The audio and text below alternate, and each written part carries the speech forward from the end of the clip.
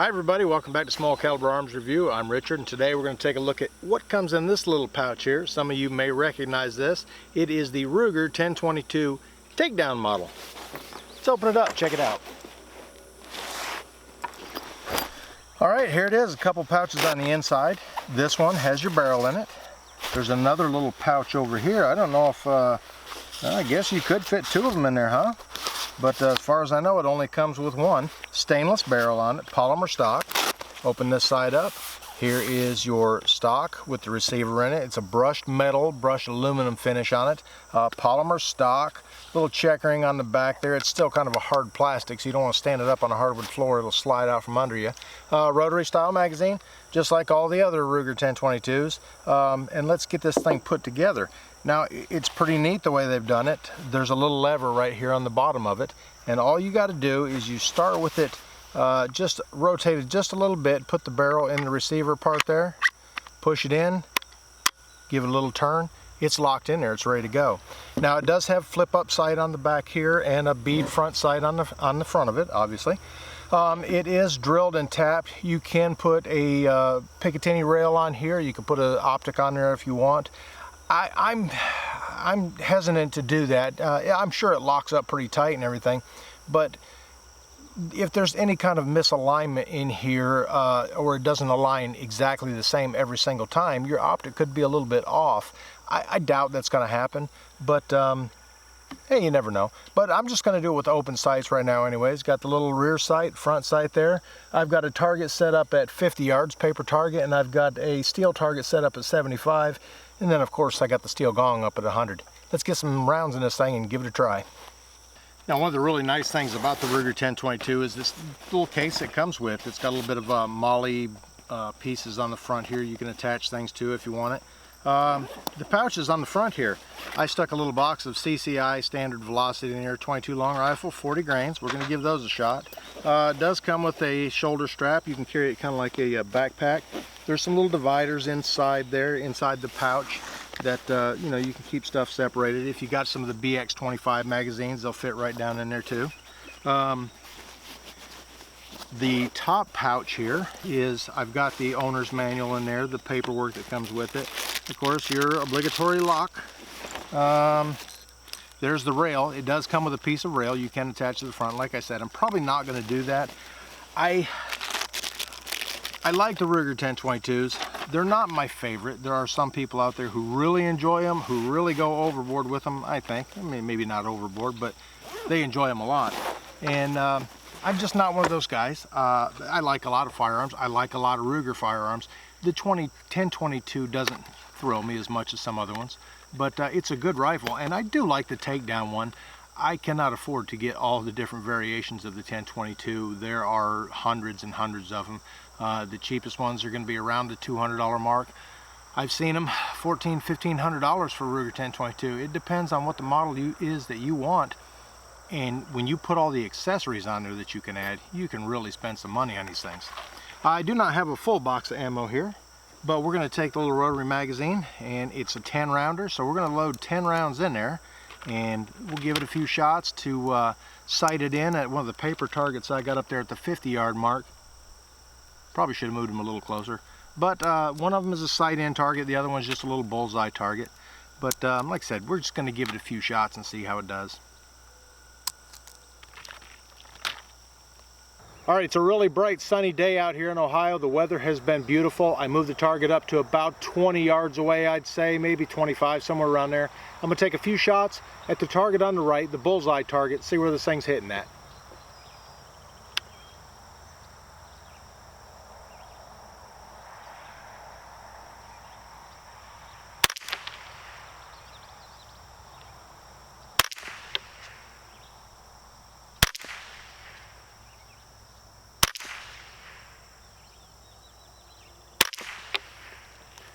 All right, let's go up there and check that out.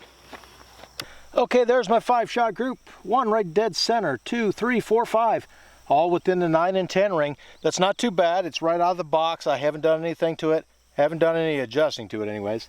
Let's go ahead and give it a few more shots, see how it does. All right, we're gonna get another 10 rounds loaded into this magazine, and I've got a little steel target set up here somewhere. It's a little orange thing, one of the spinning ones. It's got two targets on it. It is handgun and rifle rated. It's probably about 75 yards downrange there, and we're gonna throw another 10 rounds in here and see if we can't hit that thing, plink it a little bit, and get it to spin some. And I'm gonna use my camera bag for a rest here and see if I can't hit it.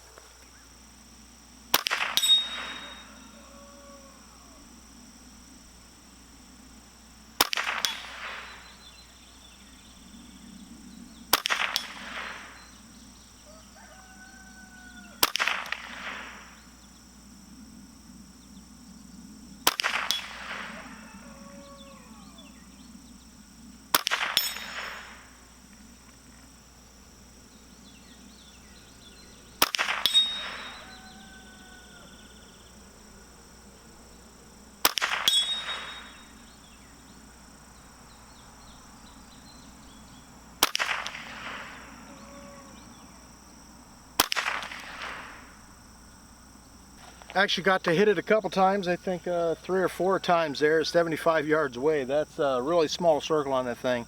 It's tough to hit, but it's doable even with open sights. Had I had a scope on it, it would be a completely different story. All right, like I said, Ruger 1022s are not, I don't know, they're not really unique. They're really popular, extremely popular. The only thing more popular, and that's probably debatable now though, is the Marlin Model 60. But they've both been around about the same length of time. They're both good shooters. Like I said, the Marlin Model 60, I did a review on it. It is a tube-fed magazine instead of a rotary style magazine. I do like the rotary style magazines. It's really nice if you're going to do a lot of plinking and you want to get all your stuff ready and go ahead and load a few of these things up. You can get higher capacity. You can get the BX25s from Ruger. There's some other companies that make some too, but they're a good, reliable gun. And the only reason I got this one is because it's the only one that's really different enough, I guess, to warrant a I don't know about a comparison, or at least a review anyways. Being a takedown model makes it more unique than all the other Ruger 1022s. There's a bunch of different ones, different stocks, different editions, Cub Scouts, Boy Scouts, Constitution, farmers, firefighters. There's all kind of different versions of it. There's light models, there's target models, there's sporterized models, but this one really is the only one that's truly unique, I guess, you know, in its configuration and everything. It's identical to the rest of them. To take it apart, go ahead and pull your bolt back, lock your magazine open, and pull that little lever underneath there. Pull it toward the front of the gun, give it that little twist right there. It comes right apart. It's an easy gun to clean and maintain, and I tell you what, you can really get in here and clean this barrel out. Now with the regular 1022, if you're going to clean the barrel after, you know, regular shooting and everything, you got to take the action out of the stock and everything, and you want to do that on this too to clean it. But you can't run a solid rod through there unless you go from the muzzle to the breech, and most of the time you want to go from the breech to the muzzle. The same path the bullet takes is the same way you want to run your cleaning rod through there. With this one, you can take it off and run it through. You can run bore snakes through it too if you want. Just always, you know, usually you want to go from the breech to the muzzle. We're going to go ahead and put it back together. Easy to put back together. It locks up pretty tight, and we're going to go ahead and throw this magazine in there. And I'm going to go ahead and take some shots at the 100-yard target. I got to do it. I'll probably just, you know, kind of offhand, maybe rest my elbow on the bench there. But the 100-yard target is quite a bit bigger than the little 75-yard one I just did, and it should be pretty easy to hit.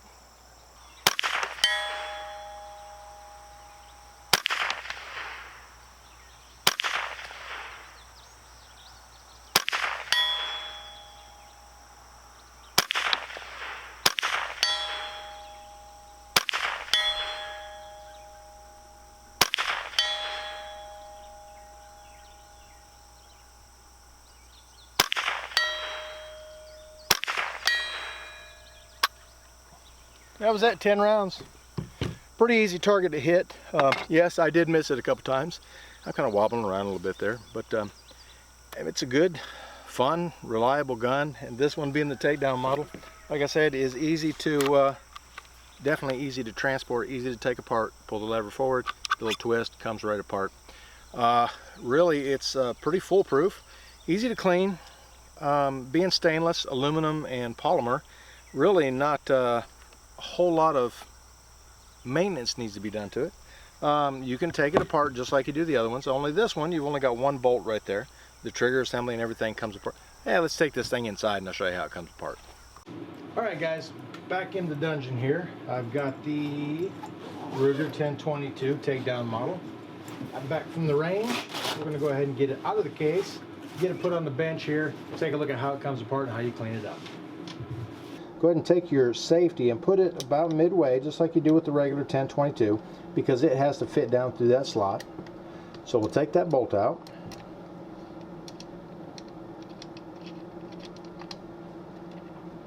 Feels like it's a captive unit. Go ahead and push that out, and there it is. You've got everything right there. You've got easy access to the barrel, of course, because there's nothing obstructing cleaning rod from going through there. And then again on this, you've got pins on it that you got to take down. So you'll need to get something and push them out. You might be able to take the Allen wrench. Oh, let's release that bolt.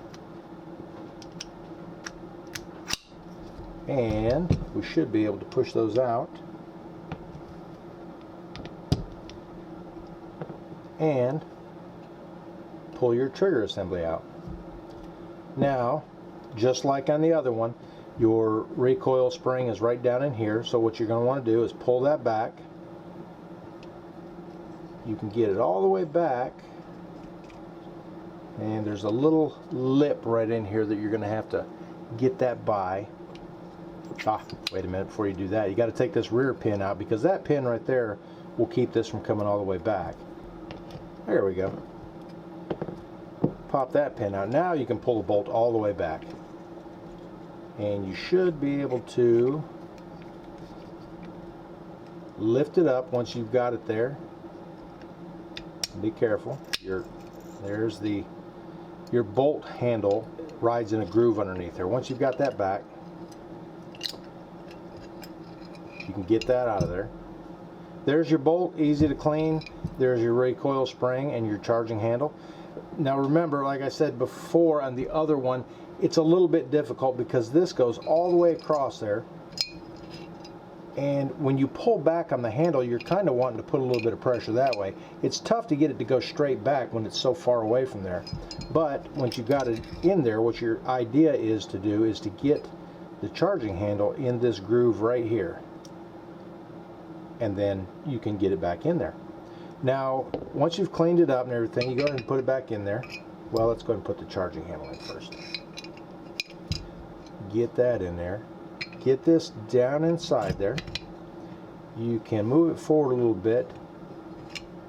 Move it forward all the way, I guess. No, you got to pull it back some. Get your charging handle underneath there. Get it pulled back. This one is such a pain. Like I said, the Model 60 Marlin is a lot easier to clean. A lot easier to disassemble anyways.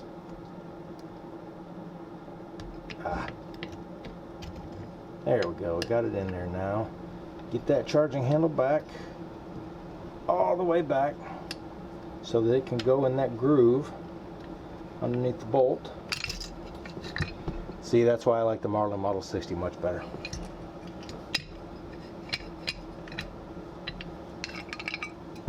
Attempt number 2.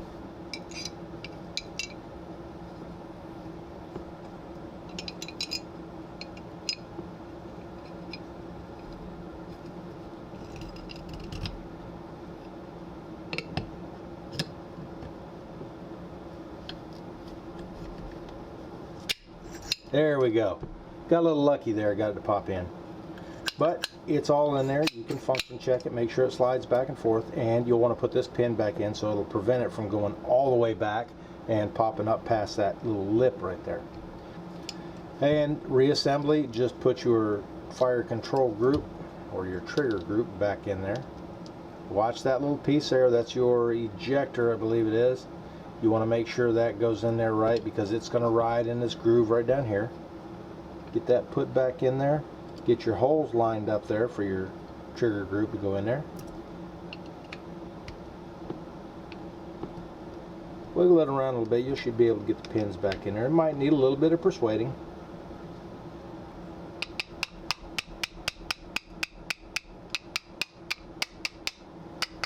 Go right back in there. Now sometimes after a while these things will get really loose and they'll want to fall out, but you don't have to worry about them falling out during use, because when you put it back in there, the stock actually blocks those pins from being able to come out. They're all in behind there. They won't move side to side.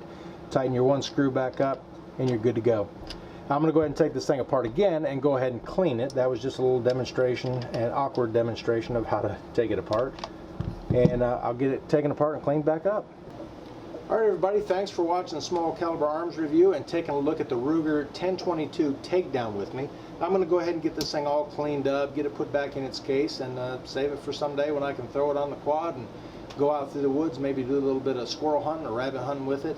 And I thank you for watching, and if you could, hit this button up here to subscribe if you haven't already, and go ahead and hit this button down here to check out some of my other videos. And thanks for watching Small Caliber Arms Review.